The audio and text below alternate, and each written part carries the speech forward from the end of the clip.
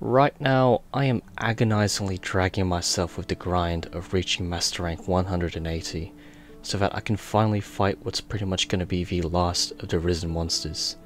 Which, can I just say, has given me some of the most stressful and disorientating moments that I've ever experienced while playing 5th gen Monster Hunter. Now, this is quite a cheap way to advertise my second channel, Chef RoolandHD, but I might as well do it anyway. Please go ahead and watch my Risen fights, and I'll put a link to my Sunbreak series also, because when I get to finally fight the Risen Shigaru, I promise you it will be an incredible video, in that I'll be screaming and gasping my head off. Although if you have been following my Sunbreak Let's Play series, then I do like to add that I've only died 8 times already, which is to say that I'm not entirely great at the game, although by my standards it's a miracle that that number of faints hasn't reached double digits yet. But speaking of looking back and reminiscing on my whole time playing Sunbreak, and I guess you can also include my time playing Rise, next month could quite possibly be the finish to this extraordinary DLC. I believe June will be the time frame for an extra bonus content drop, what many could say will be the final hurdle of this journey, with one last monster arriving, which I believe would be more than enough considering the roster that we currently have with Sunbreak. I'm looking at this really well edited and hidden picture that definitely makes this new monster secretive and not a Malzeno. Seriously, I don't really think Capcom was even trying to make this thing ambiguous in any way, shape or form. It's a Malzeno Variant, very fitting and appropriate for obvious reasons, to which, going back to Iceborne, a DLC that ended with a powered up version of its flagship, Sunbreak will definitely follow suit to this trend. However, in this video, we will be going over all of the factors which would make this particular last fight more exciting and perhaps more memorable.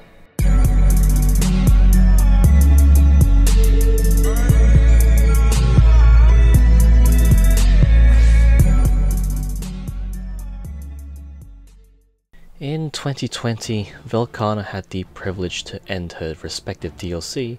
in having a more challenging quest for hunters to face in the form of an Arch-tempered hunt. Now back then, this edition was kinda suitable given that the tempered gimmick of world was seen as endgame material, and of course more challenging fights are always welcome when you've already beat the game in most of its content.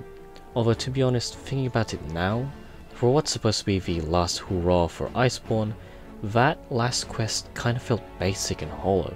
In the sense that of course we were fighting a more powerful version of Velkhana that we've grown accustomed to when playing through Iceborne, Arch-tempered Velkhana did spice things up from the first time you'd fight her, although it unfortunately became forgettable as time went on, because she was literally dropped just weeks after the return of Fatalis. Even despite the fact that these two were separated by a few weeks, almost the vast majority of the community was still preoccupied with Fatalis. I don't think most people would go out of their way to grind over Velkhana's Gamma set against what was genuinely the conclusive endgame equipment from the returning Black Dragon, so that basically leaves us with a quest that was meant to be the definitive final challenge that people would try once they finished everything, and yet while this example is considered to be the conclusion to Iceborne in terms of difficulty, there's still the issue that this Arch-tempered fight could have been more than just a difficult quest with some new music. A brilliant send-off to Velkhana of course as the flagship for Iceborne,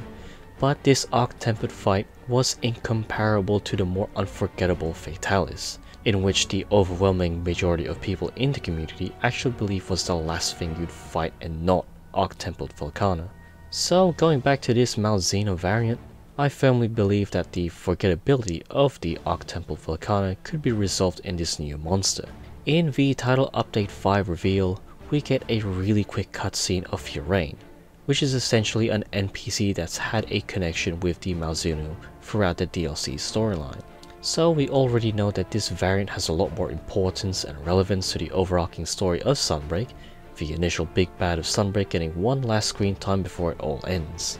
And as a variant, it of course means that we're getting the full bundle.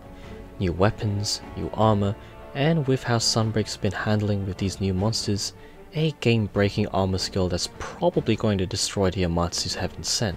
This thing's weapons are definitely going to be given the special treatment, in that there is an ability somewhere there in the same manner in which the Amatsu's weapons make Silkbind moves more potent. It would be really interesting if you get some sort of built-in blood ride skill where you can heal yourself when you hit targets. Also, it would be cool if you could tweak the dereliction skill a bit and have it work in the same manner as the Hellfire skill from the Scorned Magdamala set. Something like you blowing up in the same way afflicted monsters blow up when you don't destroy their anomaly cores in investigations, though I wouldn't expect much from this Malzeno's gear, apart from something that should be really fun to use. And I reckon giving players their own anomaly burst would be brilliant. Now let's go ahead and have a bit of fun in how this new variant will play out.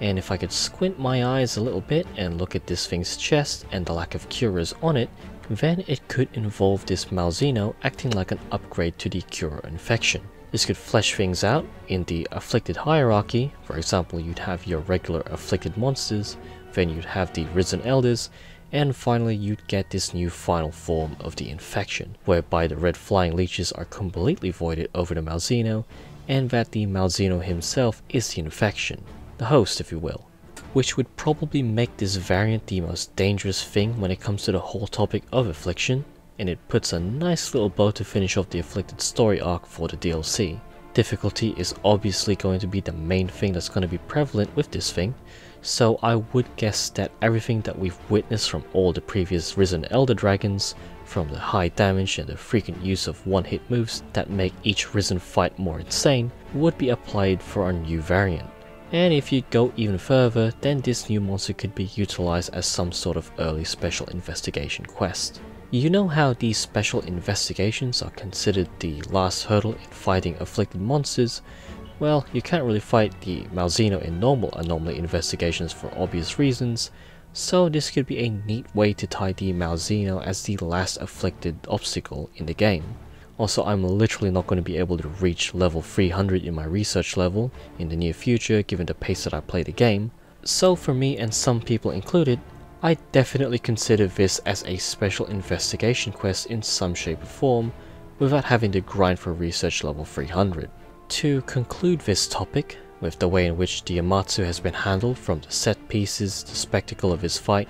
and the fact that some of his moves have been taken from his time in Frontier, we are probably going to get a fight that might double down on that formula and get what could possibly be the most insane fight in Rise period. Since Amatsu's return a few weeks ago, people around the community have been hailing it as the best fight in Sunbreak, and perhaps the best fight in the whole franchise. And if that's the case, then surely we are guaranteed to have this variant Malzeno to be on the same level as the Amatsu, maybe even eclipsing it by comparison.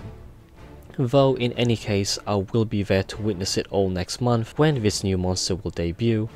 Once again, thank you all for your patience in me leaving for almost 2 months. I'm slowly but surely getting back to the groove of producing my regular videos, and yes, I will still get through my Resident Chigara vid on my second channel. If you have any thoughts and opinions, please leave it down in the comments below, leave a like if you enjoyed this video, and until next time, see you later.